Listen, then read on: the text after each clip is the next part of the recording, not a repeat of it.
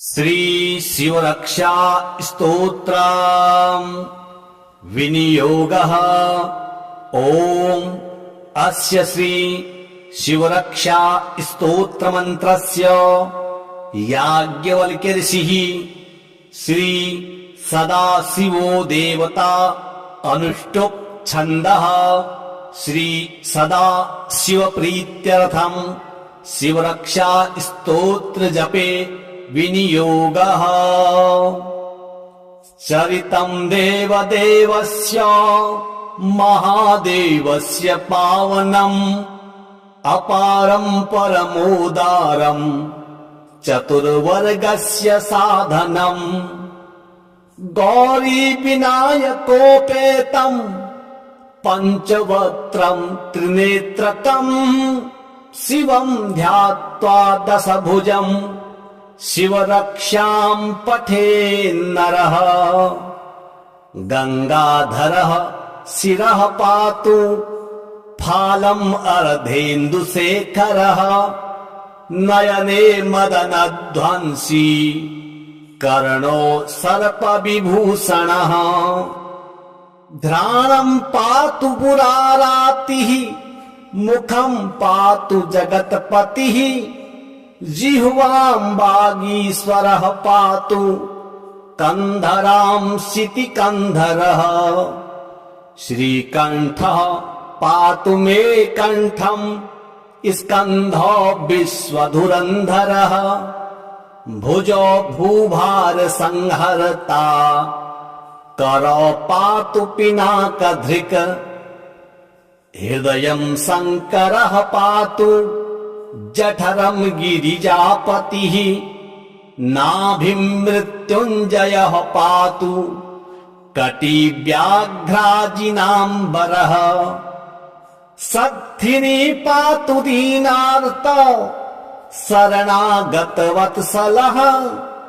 उरु महेश्वरः पातु जानुनी जगदीश्वरः। जंघे पातु जगत्कर्ता गुल्फो पातु गणाधिपः। चरणो करुणा सिन्धुः सर्वांगानि सदा शिवः। एतां शिवबलोपेतां रक्षां यः सुकृती पठेत् स भुक्त्वा सकलान् कामान् शिवसायुज्यमाप्नुयात्। गृहभूतपिशाचाढ्या त्रैलोक्ये विचरन्ति ये दूरादासु पलायन्ते शिवनामाभिरक्षणात्। अभयंकर नामेदं कवचं पार्वतीपतेः। भक्त्या बिभर्ति यः कंठे तस्य वश्यं जगत्त्रयम्। इमां नारायणः स्वप्ने शिवरक्षां यथा दिशत्। प्रातरुत्थाय योगीन्द्रो याज्ञवल्क्यः तथा लिखत्। चरितं देवदेवस्य महादेवस्य पावनम् अपारं परमोदारं चतुर्वर्गस्य साधनम् गौरी विनायकोपेतं पंचवक्त्रं त्रिनेत्रकं शिवं ध्यात्वा दशभुजं शिवरक्षां पठेन्नरः। गंगाधरः शिरः पातु फालम् अर्धेन्दुशेखरः नयने मदनध्वंसी कर्णो सर्पविभूषणः। घ्राणं पातु पुरारातिः मुखं पातु जगत्पतिः। जिह्वां वागीश्वरः पातु कंधरां शितिकंधरः। श्रीकंठः पातु मे कंठं स्कंधो विश्वधुरंधरः।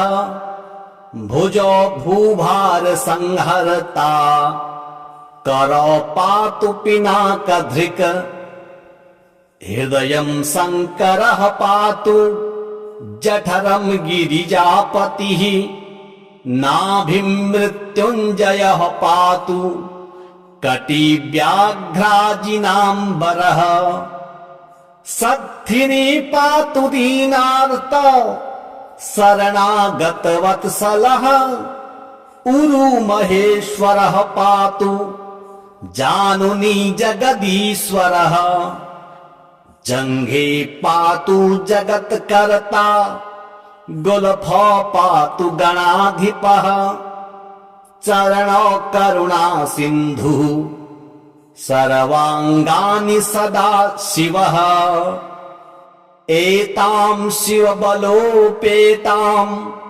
रक्षां यः सुकृती पठेत् स भुक्त्वा सकलान् कामान् शिवसायुज्यमाप्नुयात् गृहभूतपिशाचाढ्या त्रैलोक्ये विचरन्ति ये दूरादासु पलायन्ते शिवनामाभिरक्षणात् अभयङ्करनामेदं कवचं पार्वतीपतेः भक्त्या बिभर्ति यः कण्ठे तस्य वश्यं जगत्त्रयम् इमां नारायणः स्वप्ने शिवरक्षां यथा दिशत् प्रातरुत्थाय योगीन्द्रो याज्ञवल्क्यः तथा लिखत् चरितं देवदेवस्य महादेवस्य पावनम् अपारं परमोदारं चतुर्वर्गस्य साधनम् गौरीविनायकोपेतं पञ्चवक्त्रं त्रिनेत्रकं शिवं ध्यात्वा दशभुजं शिवरक्षां पठेन्नरः गङ्गाधरः शिरः पातु फालम् अर्धेन्दुशेखरः नयने मदनध्वंसी कर्णो सर्पविभूषणः घ्राणं पातु पुरारातिः मुखं पातु जगत्पतिः जिह्वां वागीश्वरः पातु कन्धरां शितिकन्धरः श्रीकण्ठः पातु मे कण्ठं स्कन्धो विश्वधुरन्धरः भुजो भूभार संहरता करो पातु पिनाकधृक् हृदयं शङ्करः पातु जठरं गिरिजापतिः नाभिं मृत्युञ्जयः पातु कटिव्याघ्राजिनाम्बरः सद्धिनी पातु दीनार्त शरणागतवत्सलः उरु महेश्वरः पातु जानुनी जगदीश्वरः जङ्घे पातु जगत्कर्ता गुल्फो पातु गणाधिपः चरणो करुणा सिन्धुः सर्वाङ्गानि सदा शिवः एतां शिवबलोपेतां रक्षां यः सुकृती पठेत् स भुक्त्वा सकलान् कामान्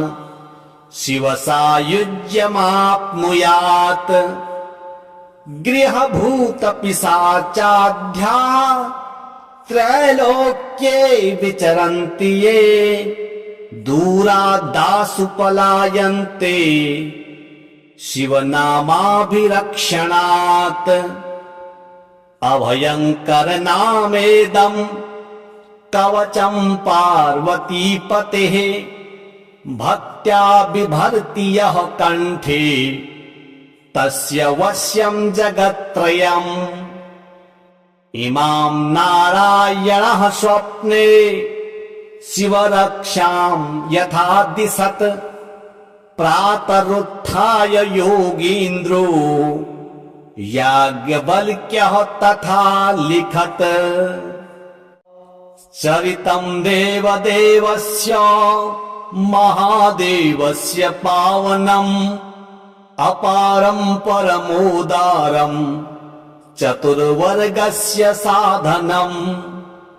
गौरी विनायकोपेतं पञ्चवक्त्रं त्रिनेत्रकम् शिवं ध्यात्वा दशभुजं शिवरक्षां पठेन्नरः।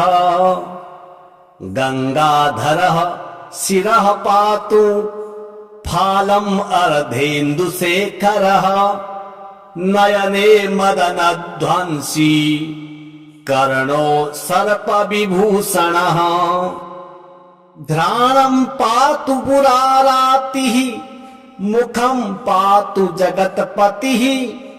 जिह्वां वागीश्वरः पातु कंधरां शितिकंधरः।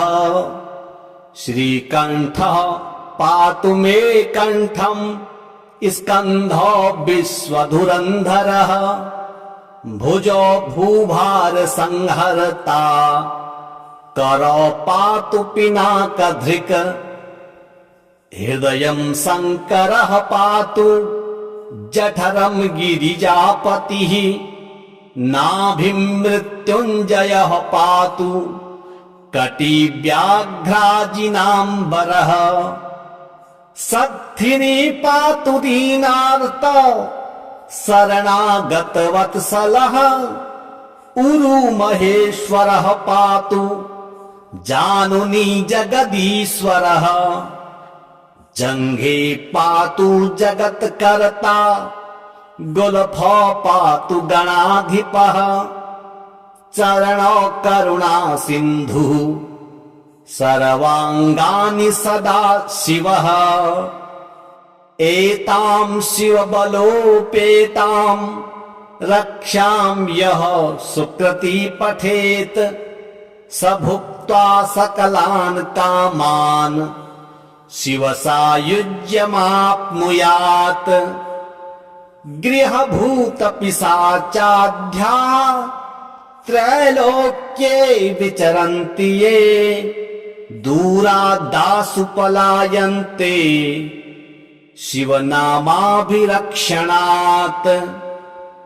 अभयङ्करनामेदं कवचं पार्वतीपतेः। भक्त्या बिभर्ति यः कण्ठे तस्य वश्यं जगत्त्रयम्। इमां नारायणः स्वप्ने शिवरक्षां यथा दिशत् प्रातरुत्थाय योगीन्द्रो याज्ञवल्क्यः तथा लिखत्। चरितं देवदेवस्य महादेवस्य पावनम् अपारं परमोदारं चतुर्वर्गस्य साधनम्। गौरी विनायकोपेतं पञ्चवक्त्रं त्रिनेत्रकम् शिवं ध्यात्वा दशभुजं शिवरक्षां पठेन्नरः। गंगाधरः शिरः पातु फालम् अर्धेन्दुशेखरः। नयने मदनध्वंसी कर्णो सर्पविभूषणः। घ्राणं पातु पुरारातिः मुखं पातु जगत्पतिः। जिह्वां वागीश्वरः पातु कंधरां शितिकंधरः। श्रीकंठः पातु मे कंठं स्कंधो विश्वधुरंधरः। भुजो भूभार संहर्ता करो पातु पिनाकधृक्। हृदयं शंकरः पातु जठरं गिरिजापतिः।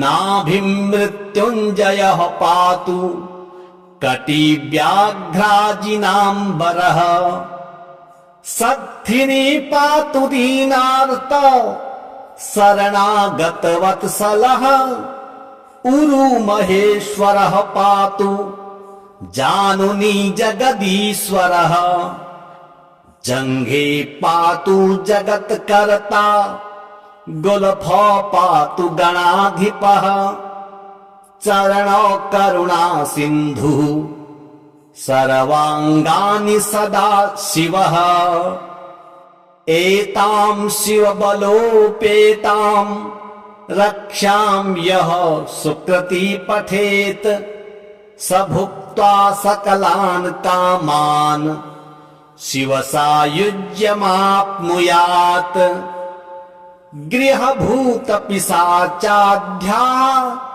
त्रैलोक्ये विचरन्ति ये दूरादासु पलायन्ते शिवनामाभिरक्षणात् अभयङ्कर नामेदं कवचं पार्वतीपतेः भक्त्या बिभर्ति यः कण्ठे तस्य वश्यं जगत्त्रयम् इमां नारायणः स्वप्ने शिवरक्षां यथा दिशत् प्रातरुत्थाय योगीन्द्रो याज्ञवल्क्यः तथा लिखत् चरितं देवदेवस्य महादेवस्य पावनम् अपारं परमोदारं चतुर्वर्गस्य साधनम् गौरी विनायकोपेतं पञ्चवक्त्रं त्रिनेत्रकम् शिवं ध्यात्वा दशभुजं शिवरक्षां पठेन्नरः गङ्गाधरः शिरः पातु फालम् अर्धेन्दुशेखरः नयने मदनध्वंसी कर्णो सर्पविभूषणः घ्राणं पातु पुरारातिः मुखं पातु जगत्पतिः जिह्वां वागीश्वरः पातु कन्धरां शितिकन्धरः श्रीकण्ठः पातु मे कण्ठम् स्कन्धो विश्वधुरन्धरः भुजो भूभार संहर्ता करो पातु पिनाकधृक् हृदयं शङ्करः पातु जठरं गिरिजापतिः नाभिमृत्युञ्जयः पातु कटिव्याघ्राजिनाम्बरः सद्धिनी पातु दीनार्त शरणागतवत्सलः उरुमहेश्वरः पातु जानुनी जगदीश्वरः जङ्घे पातु जगत्कर्ता गुल्फो पातु गणाधिपः चरणौ करुणा सिन्धुः सर्वाङ्गानि सदा शिवः एतां शिवबलोपेतां रक्षां यः सुकृती पठेत् स भुक्त्वा सकलान् कामान् शिवसायुज्यमाप्नुयात् गृहभूतपिशाचाढ्या त्रैलोक्ये विचरन्ति ये दूरादासु पलायन्ते शिवनामाभिरक्षणात् अभयङ्कर नामेदं कवचं पार्वतीपतेः भक्त्या बिभर्ति यः कण्ठे तस्य वश्यं जगत्त्रयम् इमां नारायणः स्वप्ने शिवरक्षां यथा दिशत् प्रातरुत्थाय योगीन्द्रो याज्ञवल्क्यः तथा लिखत। चरितं देवदेवस्य महादेवस्य पावनम् अपारं परमोदारं चतुर्वर्गस्य साधनम्। गौरी विनायकोपेतं पञ्चवक्त्रं त्रिनेत्रकम् शिवं ध्यात्वा दशभुजं शिवरक्षां पठेन्नरः। गंगाधरः शिरः पातु फालम् अर्धेन्दुशेखरः। नयने मदनध्वंसी कर्णो सर्पविभूषणः। घ्राणं पातु पुरारातिः मुखं पातु जगत्पतिः। जिह्वां वागीश्वरः पातु कंधरां शितिकंधरः। श्रीकंठः पातु मे कंठं स्कंधो विश्वधुरंधरः। भुजो भूभार संहर्ता करो पातु पिनाकधृक्। हृदयं शंकरः पातु जठरं गिरिजापतिः। नाभिं मृत्युञ्जयः पातु कटिव्याघ्राजिनाम्बरः। सद्धिनी पातु दीनार्त शरणागतवत्सलः। उरु महेश्वरः पातु जानुनी जगदीश्वरः। जङ्घे पातु जगत्कर्ता गुल्फो पातु गणाधिपः। चरणौ करुणा सिन्धुः सर्वाङ्गानि सदा शिवः। एतां शिवबलोपेतां रक्षां यः सुकृती पठेत् स भुक्त्वा सकलान् कामान् शिवसायुज्यमाप्नुयात्। गृहभूतपिशाचाढ्या त्रैलोक्ये विचरन्ति ये। दूरादासु पलायन्ते शिवनामाभिरक्षणात्।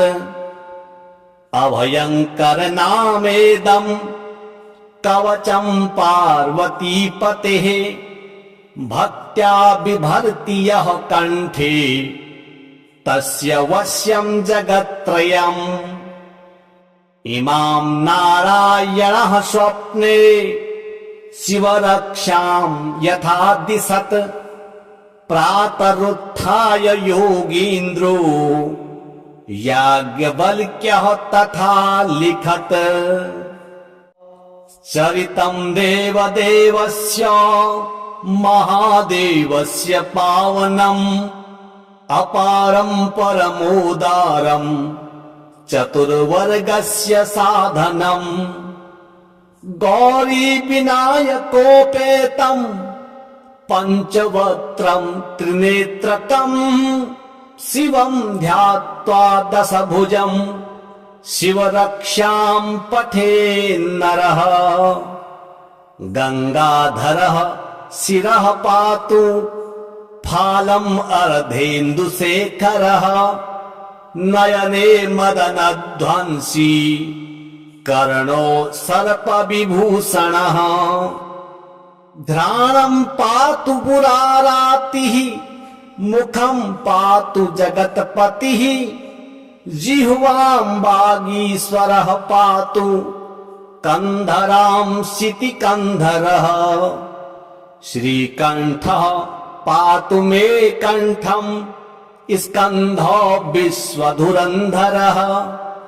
भुजो भूभार संहर्ता करो पातु पिनाकधृक्। हृदयं शंकरः पातु जठरं गिरिजापतिः।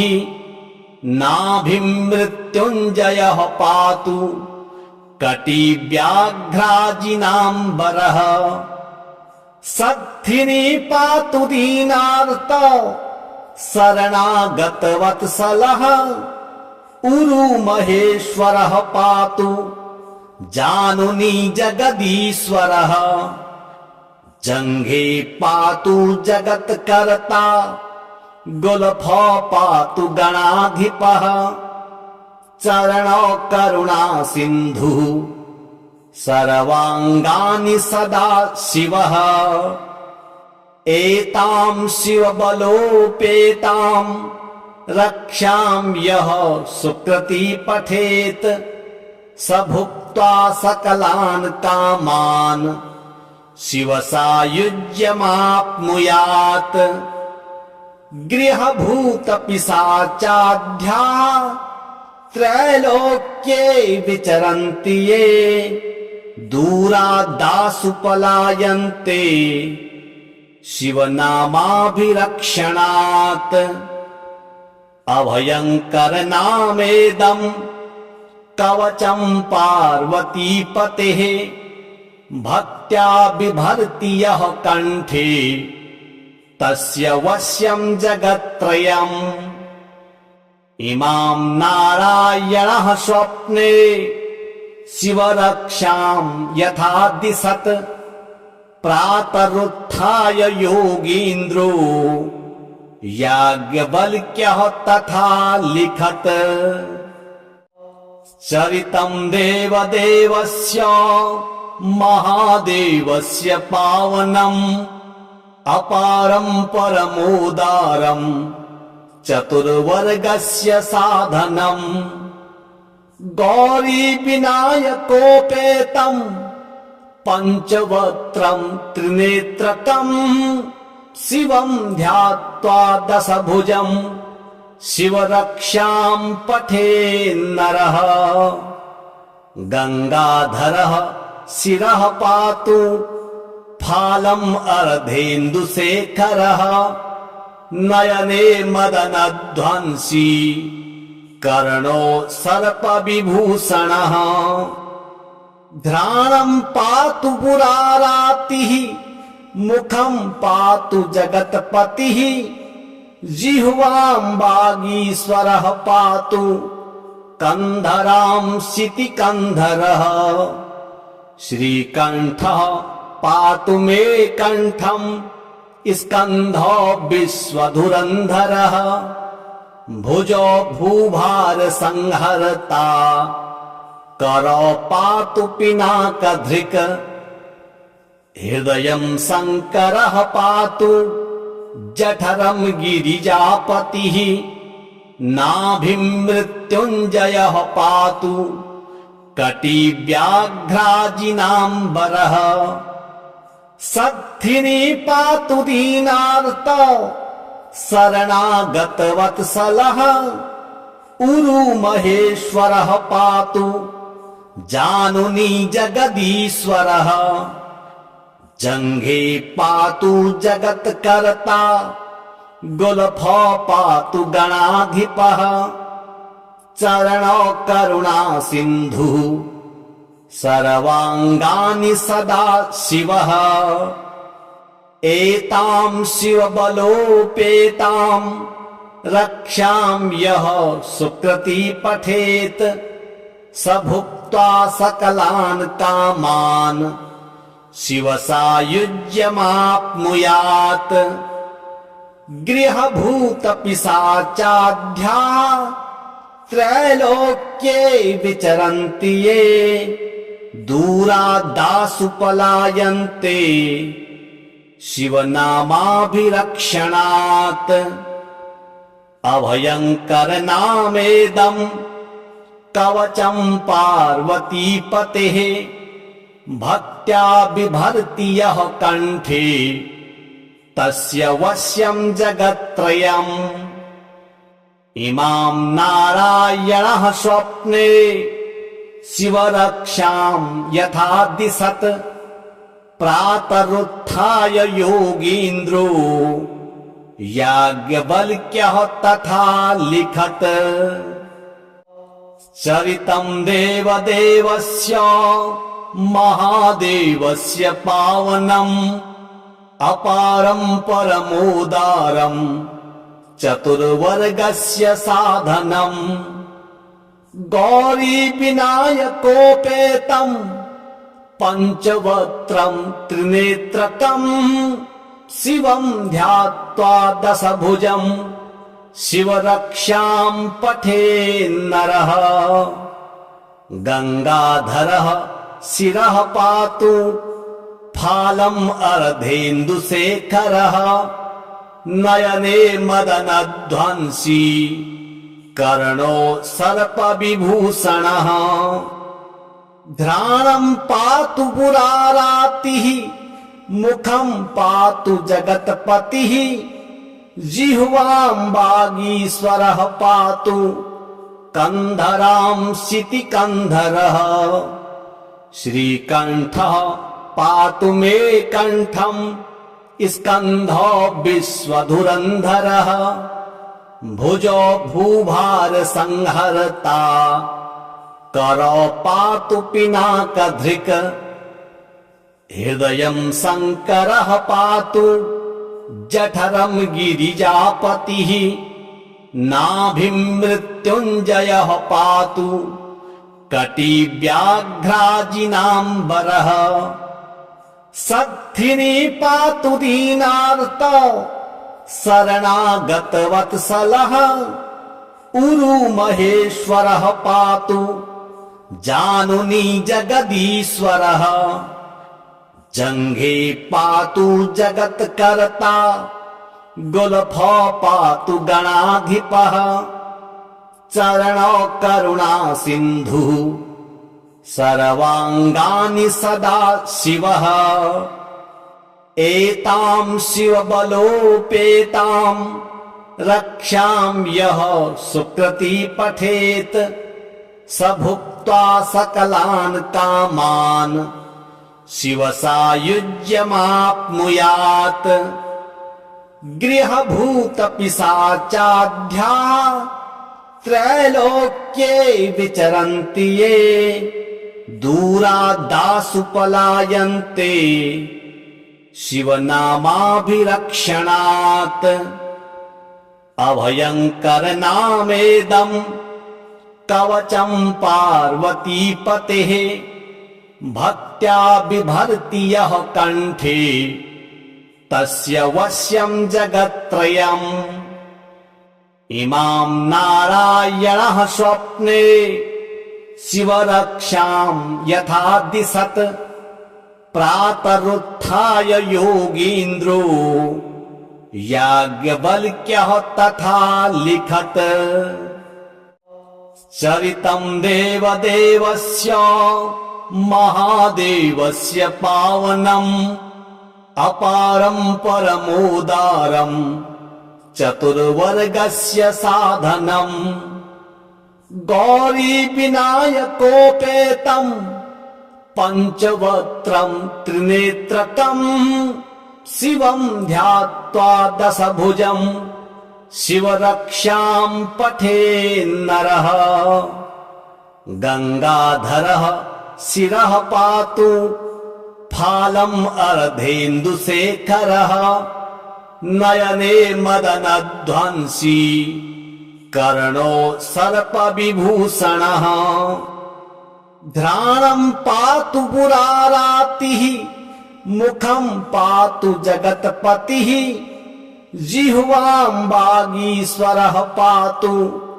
कंधराम् शितिकन्धरः श्रीकण्ठः पातु मे कण्ठम् स्कन्धो विश्वधुरन्धरः भुजो भूभार संहर्ता करो पातु पिनाकधृक् हृदयम् शङ्करः पातु जठरम् गिरिजापतिः नाभिम् मृत्युञ्जयः पातु कटिव्याघ्राजिनाम्बरः सद्धिनी पातु दीनार्त शरणागतवत्सलः उरु महेश्वरः पातु जानुनी जगदीश्वरः जङ्घे पातु जगत्कर्ता गुल्फो पातु गणाधिपः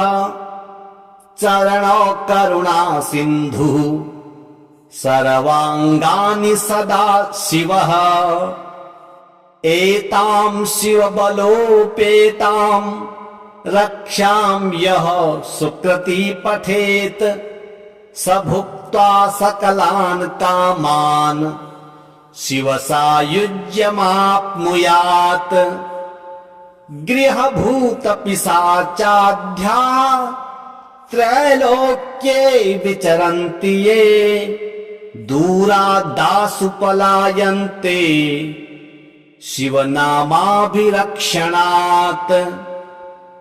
अभयङ्करनामेदं कवचं पार्वतीपतेः भक्त्या बिभर्ति यः कण्ठे तस्य वश्यं जगत्त्रयम् इमां नारायणः स्वप्ने शिवरक्षां यथा दिशत् प्रातरुत्थाय योगीन्द्रो याज्ञवल्क्यः तथा लिखत्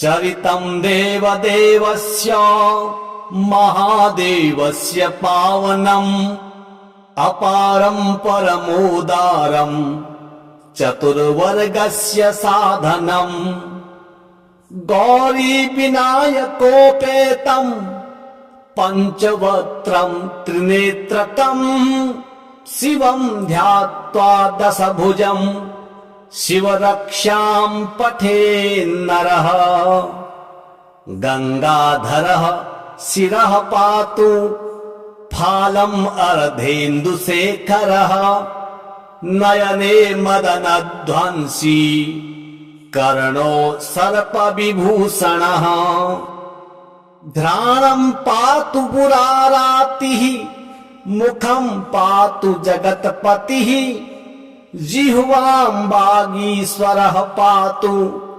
कन्धरां शितिकन्धरः श्रीकण्ठः पातु मे कण्ठं स्कन्धो विश्वधुरन्धरः भुजो भूभारसंहर्ता करो पातु पिनाकधृक् हृदयं शङ्करः पातु जठरं गिरिजापतिः नाभिं मृत्युञ्जयः पातु कटिव्याघ्राजिनाम्बरः सद्धिनी पातु दीनार्त शरणागतवत्सलः उरुमहेश्वरः पातु जानुनी जगदीश्वरः जङ्घे पातु जगत्कर्ता गुल्फो पातु गणाधिपः चरणौ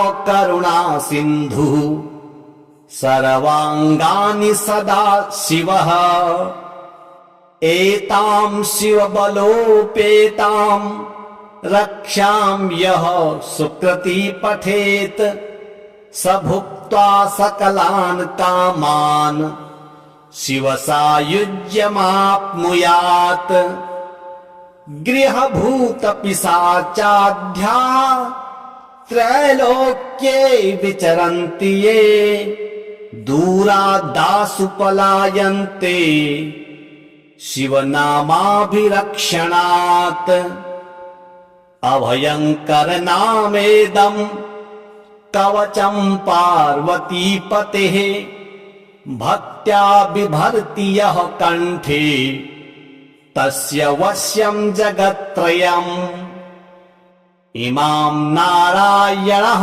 स्वप्ने शिवरक्षां यथा दिशत् प्रातरुत्थाय योगीन्द्रो याज्ञवल्क्यः तथा लिखत् चरितं देवदेवस्य महादेवस्य पावनम् अपारं परमोदारं चतुर्वर्गस्य साधनम् गौरीविनायकोपेतं पञ्चवक्त्रं त्रिनेत्रकम् शिवं ध्यात्वा दशभुजं शिवरक्षां पठेन्नरः गंगाधरः शिरः पातु फालम् अर्धेन्दुशेखरः नयने मदनध्वंसी कर्णो सर्पविभूषणः घ्राणं पातु पुरारातिः मुखं पातु जगत्पतिः जिह्वां वागीश्वरः पातु कंधरां शितिकंधरः श्रीकंठः पातु मे कंठं स्कंधो विश्वधुरंधरः भुजो भूभार संहर्ता करो पातु पिनाकधृक् हृदयं शंकरः पातु जठरं गिरिजापतिः नाभिं मृत्युंजयः पातु कटिव्याघ्राजिनाम्बरः सत्थिनी पातु दीनार्त शरणागतवत्सलः उरु महेश्वरः पातु जानुनी जगदीश्वरः जंघे पातु जगत्कर्ता गुल्फो पातु गणाधिपः चरणो करुणा सिन्धुः सर्वांगानि सदा शिवः एतां शिवबलोपेतां रक्षां यः सुकृती पठेत् स भुक्त्वा सकलान् कामान् शिवसायुज्यमाप्नुयात् गृहभूतपिशाचाढ्या त्रैलोक्ये विचरन्ति ये दूरादासु पलायन्ते शिवनामाभिरक्षणात् अभयंकर नामेदं कवचं पार्वतीपतेः भक्त्या बिभर्ति यः कंठे तस्य वश्यं जगत्त्रयम् इमां नारायणः स्वप्ने शिवरक्षां यथा दिशत् प्रातरुत्थाय योगीन्द्रो याज्ञवल्क्यः तथा लिखत् चरितं देवदेवस्य महादेवस्य पावनम् अपारं परमोदारं चतुर्वर्गस्य साधनम् गौरी विनायकोपेतं पंचवक्त्रं त्रिनेत्रकम् शिवं ध्यात्वा दशभुजं शिवरक्षां पठेन्नरः गंगाधरः शिरः पातु फालम् अर्धेन्दुशेखरः नयने मदनध्वंसी कर्णो सर्पविभूषणः घ्राणं पातु पुरारातिः मुखं पातु जगत्पतिः जिह्वां वागीश्वरः पातु कंधरां शितिकंधरः श्रीकंठः पातु मे कंठं स्कंधो विश्वधुरंधरः भुजो भूभार संहर्ता करो पातु पिनाकधृक् हृदयं शंकरः पातु जठरं गिरिजापतिः नाभिं मृत्युंजयः पातु कटिव्याघ्राजिनाम्बरः सत्थिनी पातु दीनार्त शरणागतवत्सलः उरु महेश्वरः पातु जानुनी जगदीश्वरः जंघे पातु जगत्कर्ता गुल्फो पातु गणाधिपः चरणो करुणा सिन्धुः सर्वांगानि सदा शिवः एतां शिवबलोपेतां रक्षां यः सुकृती पठेत् स भुक्त्वा सकलान् कामान् शिवसायुज्यमाप्नुयात्। गृहभूतपिशाचाढ्या त्रैलोक्ये विचरन्ति ये दूरादासु पलायन्ते शिवनामाभिरक्षणात्। अभयङ्करनामेदं कवचं पार्वतीपतेः भक्त्या बिभर्ति यः कण्ठे तस्य वश्यं जगत्त्रयम्। इमां नारायणः स्वप्ने शिवरक्षां यथा दिशत् प्रातरुत्थाय योगीन्द्रो याज्ञवल्क्यः तथा लिखत्।